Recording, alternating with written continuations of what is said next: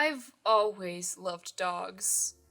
As cliche as this may sound, dogs are my absolute favorite animal. Ever since I was a kid, I have always been drawn to dogs and how loving and loyal they are. I would search the public library high and low for every type of even vaguely dog-shaped media, coming to adore movies like Beethoven Balto and even Shaggy Dog, the black and white one specifically. Meanwhile, the author Bill Wallace had an absolute chokehold on me with his various books about dogs. That bastard.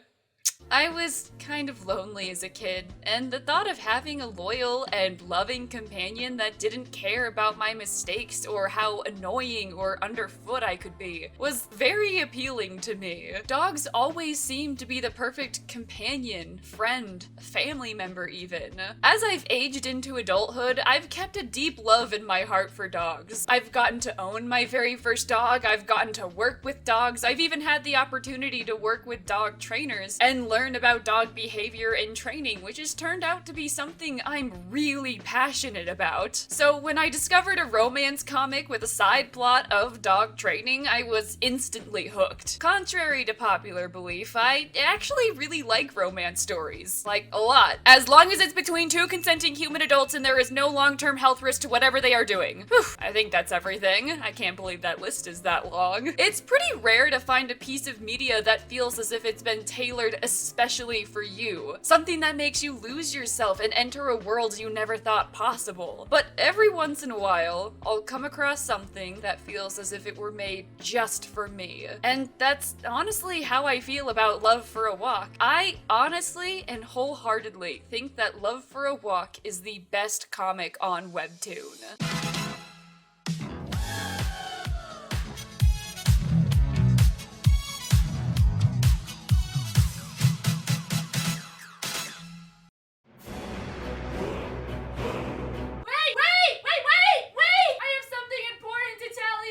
What is it? Today's video is sponsored! I have been working with Unveil for around a year now, and this site is truly one I believe in. As an artist, Unveil offers so many different and better ways of promoting my artwork than most of the other platforms I use. I love being able to organize artwork of specific characters into designated folders for easy viewing. You also have the option to create a trait folder for each individual character you create as well. Something I have noticed while using Unveil is the fact that my artwork never seems to get lost or forgotten about as time goes on. With other sites, I'll post a picture and it might get engagement for a few days before it becomes totally forgotten and thrown to the waysides. But I consistently have engagement in my artwork no matter how old the posts are. The creators of Unveil will also promote artists, characters, as well as worlds and really help smaller artists to be seen and discovered by others. Because Unveil is made by creatives, the site is tailored for actual artists. I mentioned their random button a lot, but it's a really unique way of discovering new people. Let's also not forget to mention Unveil's strict no AI and never NFT policy they have in place to help keep the site tailored to hardworking artists. I truly love Unveil for their policies and positive social atmosphere. Everything from constantly trying to improve the site to making collaborative features is fantastic in my opinion. If you want to check out Unveil, feel free to use the link in the description down below. It's free to use! What are you waiting for? Alright. I know it's a pretty bold claim coming from someone like me who dogs on basically every single Webtoon romance I have ever seen, but stick with me here. I am fully prepared to explain why Love for a Walk is the best comic on Webtoon. The meat and potatoes of the story is about our main characters and their respective lives with their pets. Pam, our protagonist, is typically a bright and bubbly person. However, at the moment, she's being terrorized by the Doberman she's adopted, Bob. Each day she comes home to a destroyed house, courtesy of Bob. While yelling and being generally upset at Bob's antics one day, her upstairs neighbor Tyler decides to take matters into his own hands. Upset at being constantly woken up by Pam reprimanding Bob, Tyler tells Pam off for being such a noisy neighbor. But as Bob is being a general nuisance, Pam learns that Bob responds really well to Tyler and asks him to help train Bob. Bob had previously been so unruly that Pam was actually dumped over him, being told to choose her dog or her ex, which, side note, it's kind of base to choose a dog over a person. After getting to a breaking point when Bob destroys her apartment, Pam pretty desperately asks Tyler to help her with Bob. Tyler, while being introverted, does care about animals, so he agrees, seeing a potential to be able to get some sleep rather than being woken up by Pam shouting at Bob over the damage, and being able to help Bob live a better life. Thus, the pair are put on a path to learn that they aren't so different from each other and grow closer despite their previous promises to themselves to never date again. What's so great about that?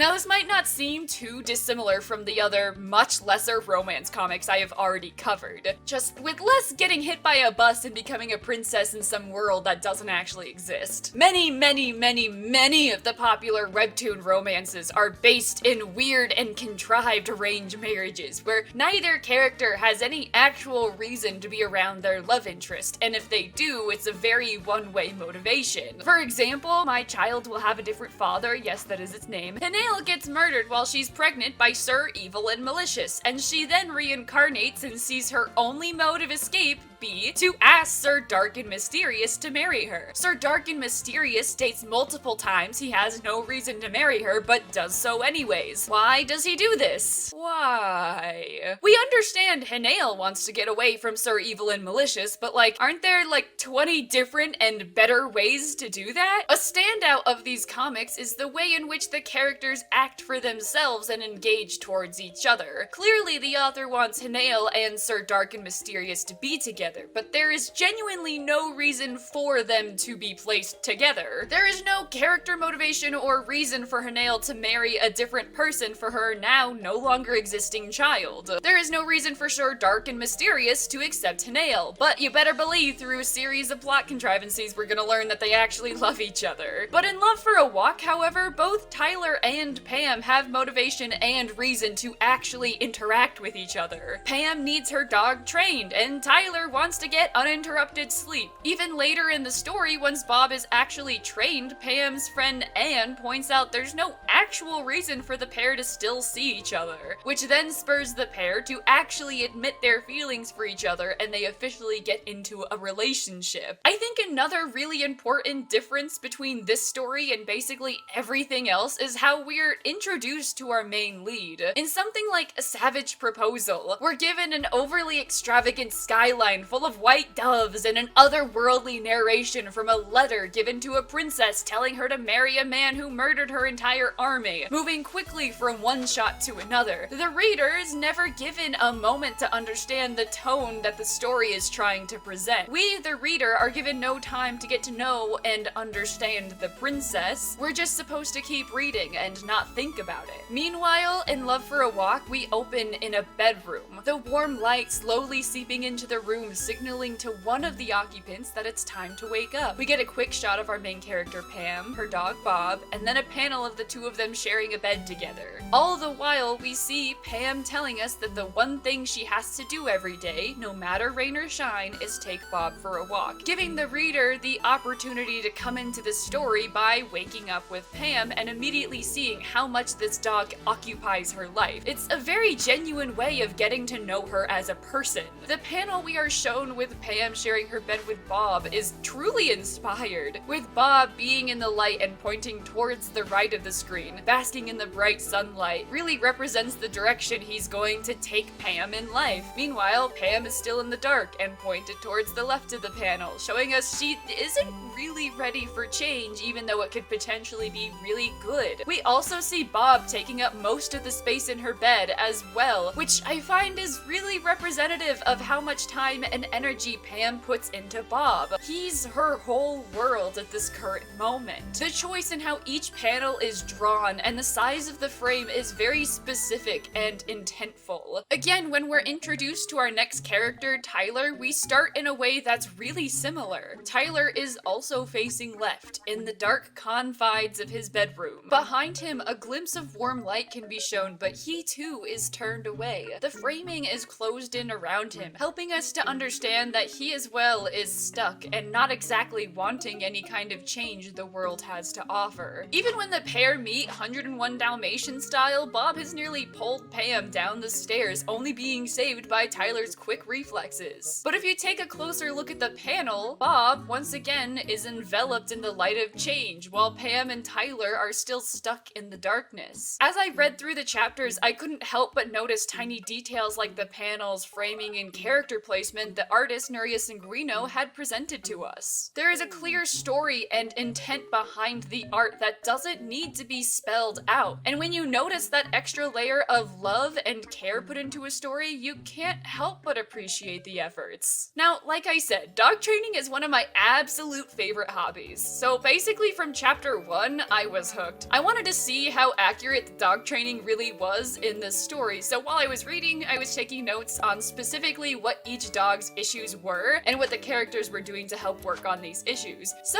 if you'll indulge me for just a moment, I want to talk about the accuracy of the dog training and what Pam and Tyler can be doing to work on their dog, Bob and Tequila's issues. I also want to put a general disclaimer here. I am not a professional dog trainer. All of my suggestions are based on what works best for me and my dogs, and from what I have seen of Bob and Tequila. All dogs are different, so all training looks different. So Bob is a young dog, somewhere between the age of 2 and 3. We're shown he pulls on leashes, has separation anxiety, and struggles listening to Pam. Bob is a Doberman, and because of that, he is bred for service work such as scent training and police work. Dobermans are pretty easy to train, but they can have a very high level of energy that needs to be expelled each day, and they are likely to be Velcro dogs. A Velcro dog is a dog that sticks by the owner's side no matter what, thus being like a piece of Velcro. Fun side note about Bob, since Doberman's ears don't naturally point upwards, that means Bob's ears were surgically docked to make them look pointy prior to adoption. And since it seems like Pam adopted him from a shelter, Bob was likely in another home that did the ear docking and then ended up not wanting him. Tyler starts taking Bob on extra long walks to help with his energy levels and separation anxiety, telling Pam she also needs to do this. Because Dobermans have such a high energy level, working them for longer will definitely help with his stress. Another thing that neither Pam or Tyler mention, but is good for helping a dog with anxiety, are puzzle toys. The use of puzzle toys while you're away will give your dog something to do, think about, and work on rather than just sit and wonder when you'll come home. Since Bob's breed is utilized specifically for scent work, the use of puzzle toys would be a really good benefit in giving him something he'll succeed at. Giving your dog something like a puzzle toy or chew will help them learn to be by themselves and focus on chewing on things that belong to themselves rather than things that belong to you.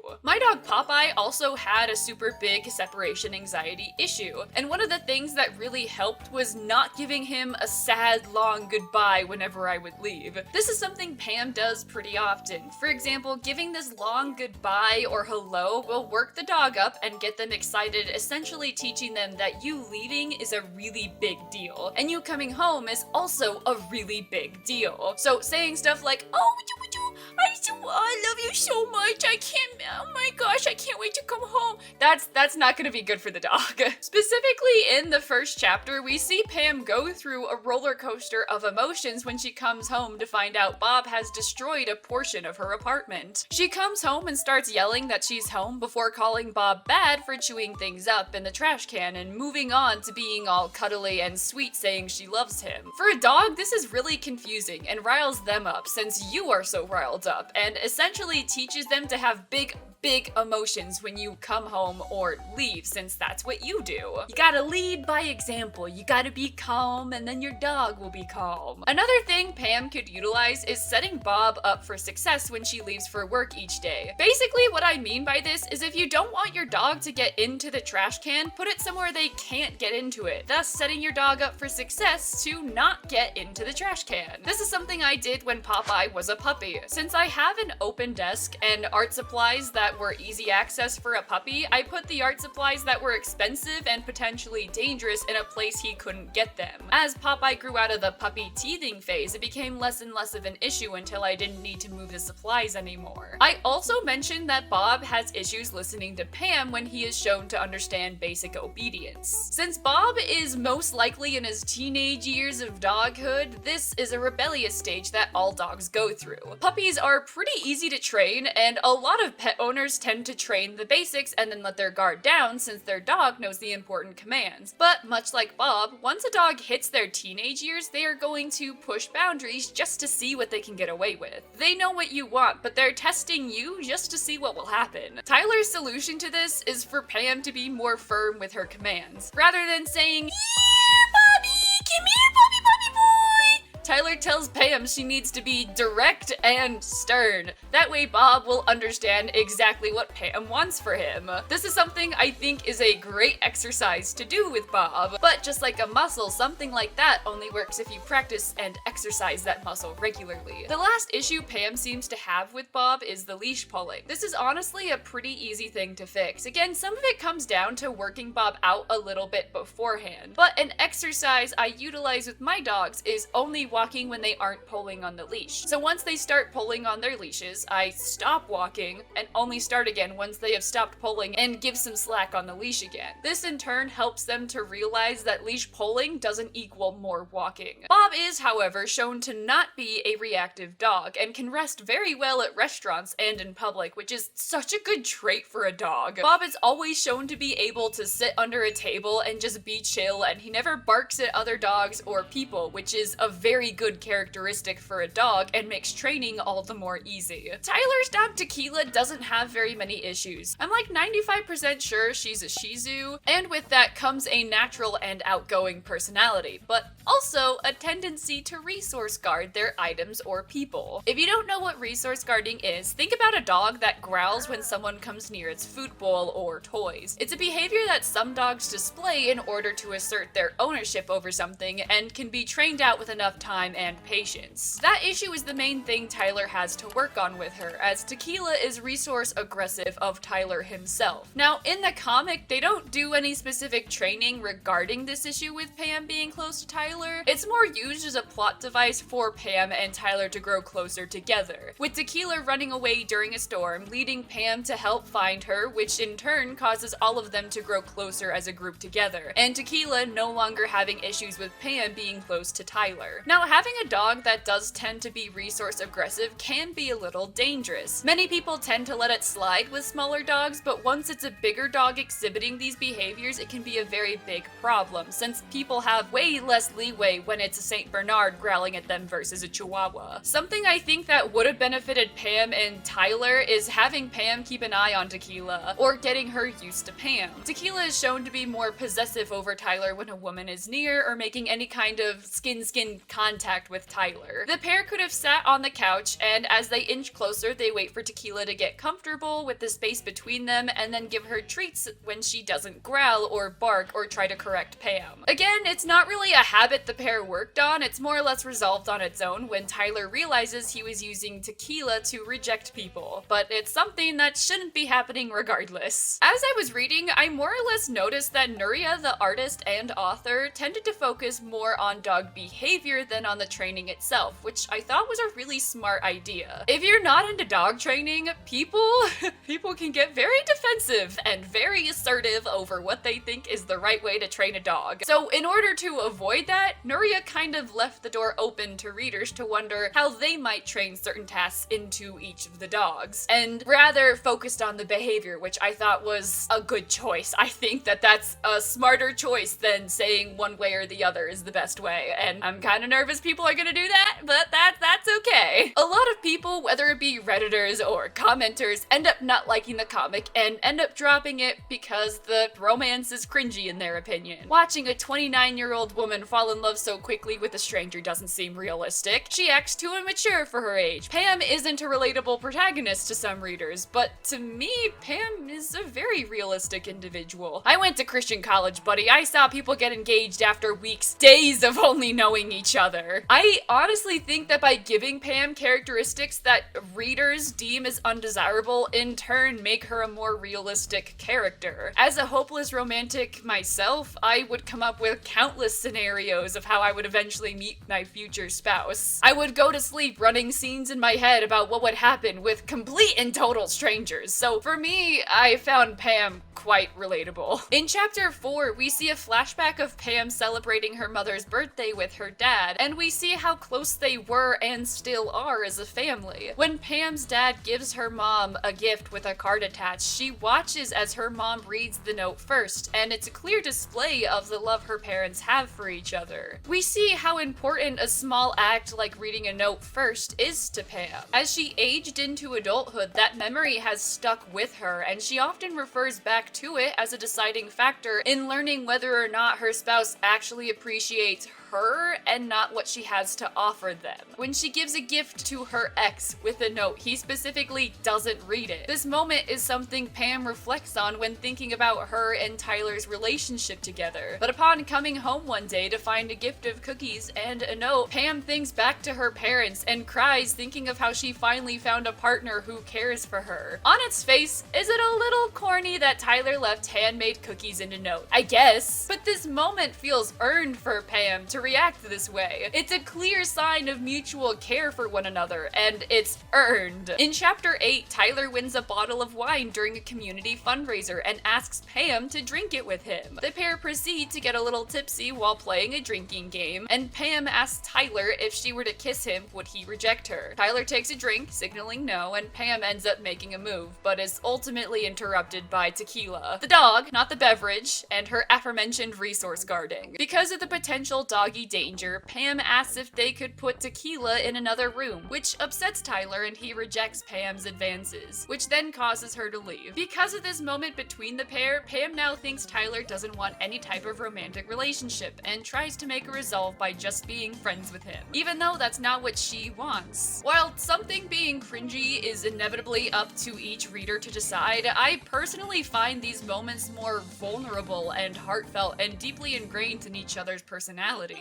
There's a moment when Pam and Tyler are on a trip together and they see a street performance happening. Tyler mentions he enjoys music and thinks about how great a saxophone would be if it were played. Pam asks if he can play and Tyler says he can. Upon overhearing this, the musicians drag Tyler into the band in order to have him play with them. Because of this moment, Pam starts to notice things about Tyler she never had, and she wants to learn everything she can about him, falling more and more in love with him. Personally, I find things that come up randomly that you never thought a person would be capable of is more reasonable and relatable than not, if that makes sense. To compare Pam making advances towards a person she hardly knows and seemingly random things happening out of nowhere, let's compare Love for a Walk to A Savage Proposal again. Leanie, the main character, is a sad and lonely and sad princess of a derelict kingdom. She's currently the lover to a creepy guy named Lord Kleinfelter, who is obsessed with her to the point of trying to force her into marriage, using money and power to his advantage. Meanwhile, Lord Taiwakan comes to the kingdom for the sole purpose of overthrowing the current political monarchy, marrying Leanie, and killing everyone who stands in his way.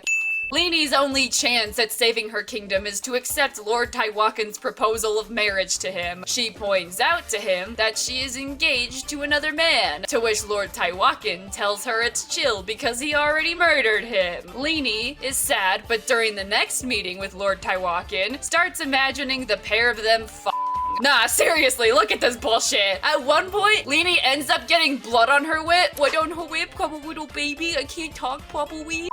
At one point, Leanie gets blood on her lip and won't tell Taiwakan how it happened, so he asks her to check her for wounds by sticking his tongue in her mouth! As batshit insane as that is, there was no build-up or importance of that moment between the pair. There was no... Buddy, there's no reason for you to do that! But because the author of A Savage Proposal was just writing a story about two people having hot, steamy bang time, there was never any real reason given for their character's behavior. If I was in Leanie's position of not wanting to abandon her kingdom but being forced into a political marriage, I wouldn't be imagining imagining what it's like down in Lord Daiwakin's pants. Please, Leanie. Girl. We're also never given a direct reason as to why Lord Daiwakin even wants to marry Leanie in the first place. Is it for love? Is it for a political image? Is it to prove he's not into his right-hand man, Thermos? A huge gaping difference between A Savage Proposal and Love for a Walk is that one has moments that actually have meaning in the grand scheme of plot and story, and the other is just, well, to be honest, I have no idea what A Savage Proposal is. But the point I'm trying to make is that the moments between Pam and Tyler have meaning and feel earned. There's a direct point in what a character does and how they act. Are they lonely and want affection? Sure, but is this their only driving factor in life? Absolutely not. Rather than just shoving a horny man and woman down our throats like A Savage Proposal does, there are moments that feel earned and explained to readers to help understand why a character is doing what they're doing. Nuria, the author, does a fantastic job in giving us realistic human moments that are amplified by the framing and pace and artwork of the comic. If only I could ask her how she did it. I have so many questions about Love for a Walk. I have a treat for you. I got in contact with Nuria and she agreed to do an interview, so I was able to ask her a few questions, and yeah, here is that. Okay, so I'm Nuria Sanguino. I'm a comic artist from Barcelona, and I always was thinking about comics and drawing. So basically, all my studies were focused on that. I studied on Escola Joso. It's a school specialized on comics and digital art. So I studied there, and yeah, I was trying to create my own career as an illustrator and webcomic artist, and currently I'm working on Webtoon, doing Love for a Walk. So, what initially sparked your interest in comic creation specifically? So, as I say, I live in Barcelona, and we had a TV channel called TV3. And it was all focused on child series, basically on the oldies anime. So I grew up with Sailor Moon and I know Dragon Ball and Doraemon and a lot of series in Catalan. Then I discovered that all the series came from Japan and the mangas also exist. So yeah, since I was just a child, I really liked that. And I don't remember that, but my mother always told me that when I was 6, I told her like, "I'm so sorry, Mom, but I'm gonna be a mangaka in Japan when I get old. So I'm so sorry, but I'm gonna leave because I have a mission in my life." So apparently, I had nothing else but that. Basically, so that cool. was like it's cool, but it's not, because that was my only goal in life. And it's like, when it's not working, good luck for you, because you are not ready for anything else. So yeah, I was so focused on that, and yeah, it's just like that was my life. I noticed that you seem to have a really good eye for panel layout and just like how you frame things in your comic, and like especially with like the beach episodes when they're at the Caribbean. I noticed that there was like a bunch of panels that were like, it's not something I normally see every day. And so I was curious that if, like, what do you think about when you're making your panel layouts and framing your artwork? Is there anything like specific with storytelling you're trying to do, or do you just go with whatever looks the best? I mean, yeah, I try to focus so much on what the characters are feeling and try to show to the readers like the best way to, represent that feelings. But I guess that you're talking more about like the visuals, like maybe how I connect the panels sometimes. And yeah, sometimes it's just like I just want to do something more aesthetic and dynamic, mostly dynamic. So yeah, I don't know. I just whenever I was at that moment, like trying to represent the panel that works the best for the moment, and then try to connect them in a dynamic way. So is your like panel work intentional for how you tell stories? You kind of mentioned you want to convey the character's emotion. Is there like a go-to like formula you do? Kind of like how would you get an emotion across by using specific like panel work? Yeah. So basically, as I said, it's like I really in because I'm working on a romance, right? So I feel that feelings is like the most important thing. So regarding to panels and what to show, what I do is an exercise to put myself in the story and really hard try to feel like really feel in my body is what the character is feeling in that moment. For example, when I'm I don't know hiding some feelings, it's like where in my body I'm hiding this feeling. So maybe I'm like holding my hands or I'm like trying to look into the eyes of that person or something. And that's when I decide what to show in every panel. So yeah, but even in that not important moments in the story, I feel that wherever looks more dynamic. I feel that that's something that it's so easy, not easy, but it's like the straight of doing webcomic because you can play with the timing and that's fantastic. That's magic. Like people are scrolling and you can do a big pause between the panels and it's I love that. What is your background with dogs? I know you have a dog now, Taco, I believe. Yeah. Have you ever owned a dog before him, or was it just like a very new experience? No, I had another dog when I was little. He died when the pandemic, on 2020. Yeah, and it was like the family dog. I always liked dogs. Apparently, I don't remember this, but apparently when I was 2 years old, and it was that moment that childs learn how to open doors by themselves. Apparently, I opened the main door in my house. I saw a dog, and I was following that dog for 2 or 3 streets. Oh no! Then they found me and take me back home. So yeah, I guess that I was a dog lover always. But funny thing is that I always thought when I was younger that I was a cat person. Then I had the dog with my family, but he was a kind of a Jitsu, and we had my cat also, so they grew up together.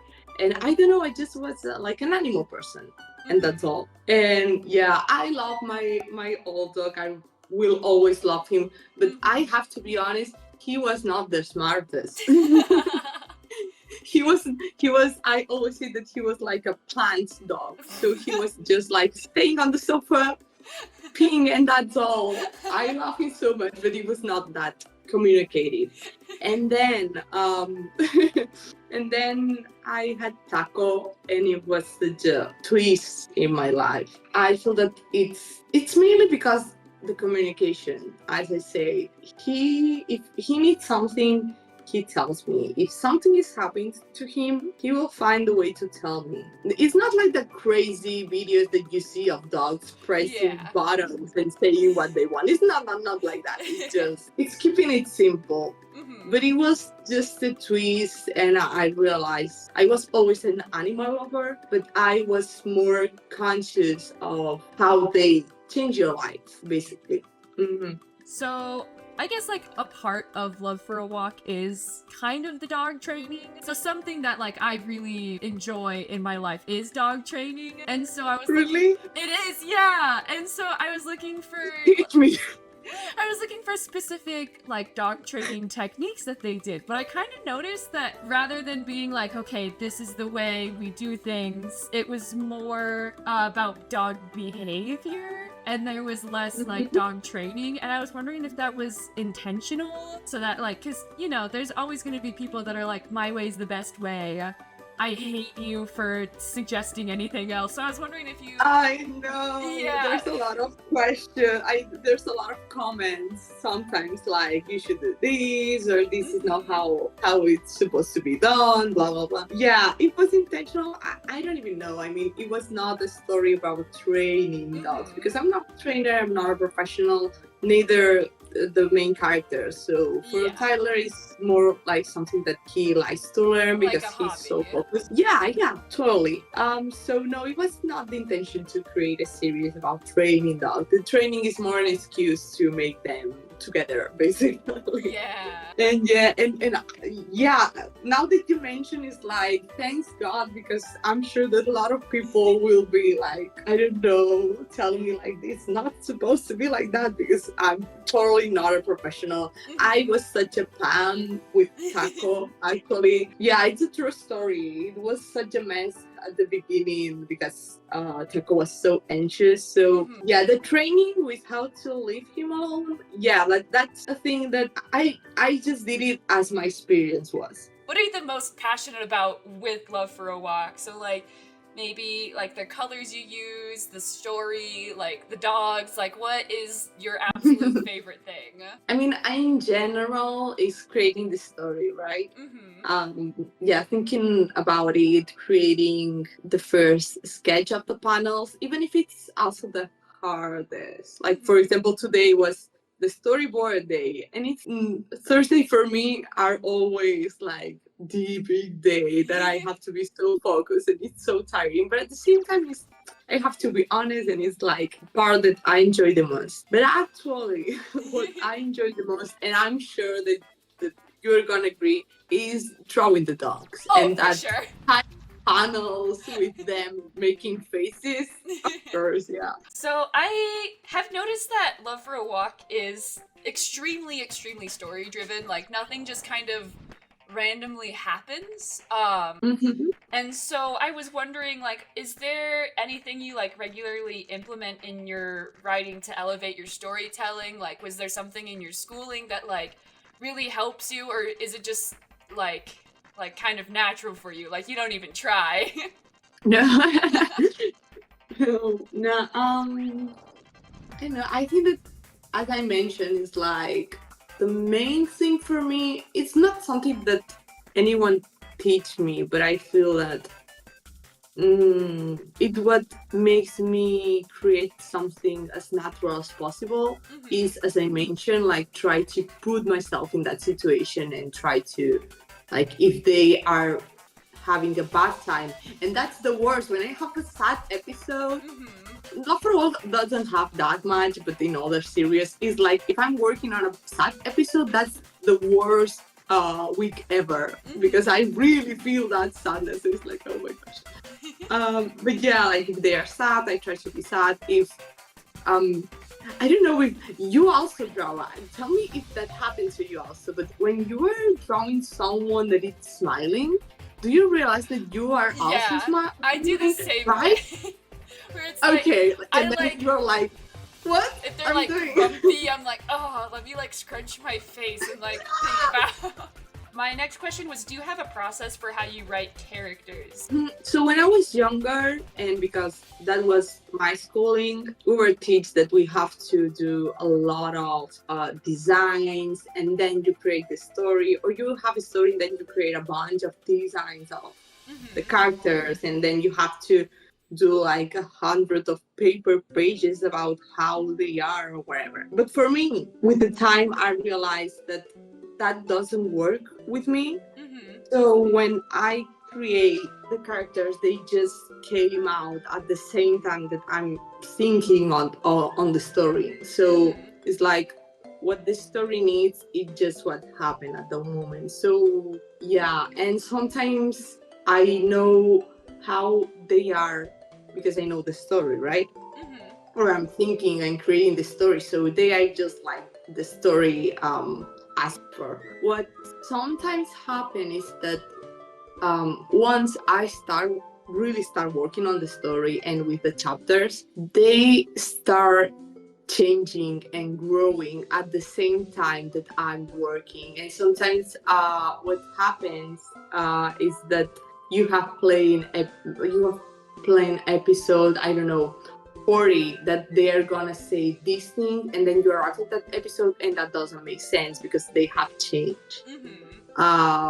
Yeah, and I know that that's something that doesn't just happen with me, but with more people. So yeah, again, with your question, what's my process is just like thinking about the story, and whatever the story needs is when I create at the same time the characters. What is the most important thing to you about telling your story or just any story in general? The most important thing when I create the story, I thought that just make readers more like the most important thing is like the intention to do the story, right? So yeah, make people feel all kind of emotions, not just like have a good time. Yeah. If it's yeah, like even if they have to get mad to the characters, or they disagree with something, or they want to discuss something, that's also amazing if that happens, because that means that it matters to you and that move you inside. So yeah, make them feel happy, sad, wherever the chapter is.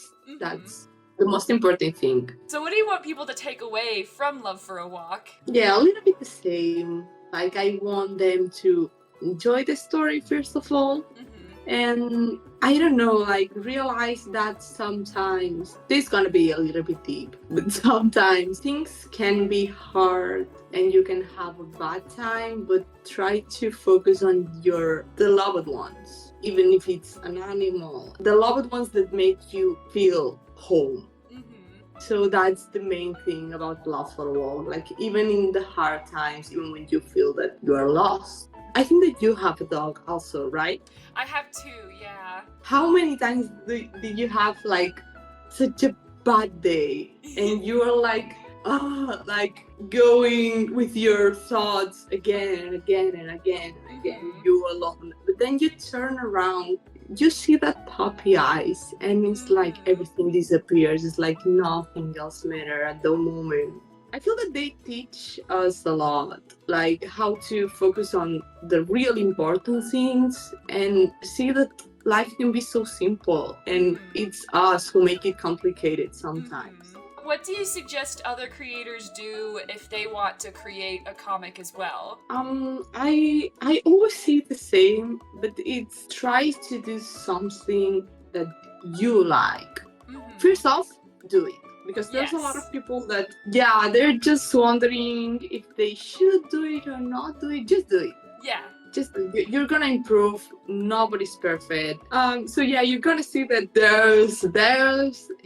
I have changed a lot, but that means that it's just hours and trying and trying. So yeah, just try it and then do something that you like. Don't think about what other people will enjoy or what's I don't know. So nowadays people like vampires. I'm gonna do something about vampires. Is that something that you really want for you? Perfect. But don't focus on what people want nowadays, because they're gonna feel it that you made it for other purpose than telling the story. It's like it's gonna be a lot of hours that you're gonna spend here, and it's not always easy or fun to do, because sometimes it's not your job, it's your passion, but you have to tell the story, and sometimes you're a little bit lazy or something. So yeah, you better like your story the most, because it's gonna be a lot. Thank you so much for joining us. I really appreciate you taking the time out of your day to be here. If you guys haven't seen Love for a Walk, I strongly, strongly recommend it. Thank you. Thank you so much for inviting me. It was such a pleasure. And yeah, thank you so much. Hope that people are gonna enjoy Love for a Walk. And yeah, please subscribe to this channel.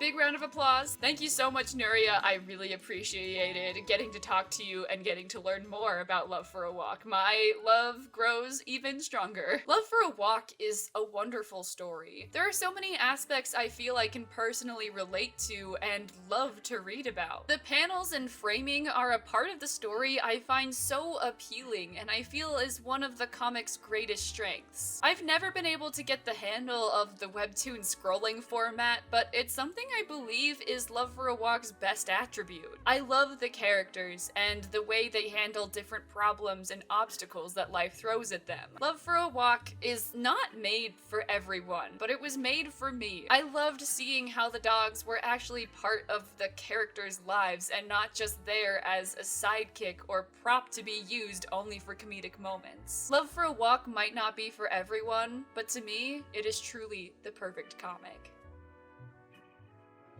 Thank you so much to my patrons, Izama, Roses and Water, Lady Alpossum, Nowhere to Xander, Icy, TJ, Menti Williams, Char Char, Mira, Meat Cubed, Aleheart, Bean Dork, Gothic Taco, Anna the Giant, Abby Gale, Selena BB, Claudia E. Gomez, Blue Vamp Countess, Constellation, The Pillow Knight, Pink Naya, Mies Coles Punk, D-Ray, and Squidus. If you also want to get early access to my videos as well as have your name read aloud at the end of my videos, you can join my Patreon for only $2 a month. Also, don't forget to check out Unveil as well.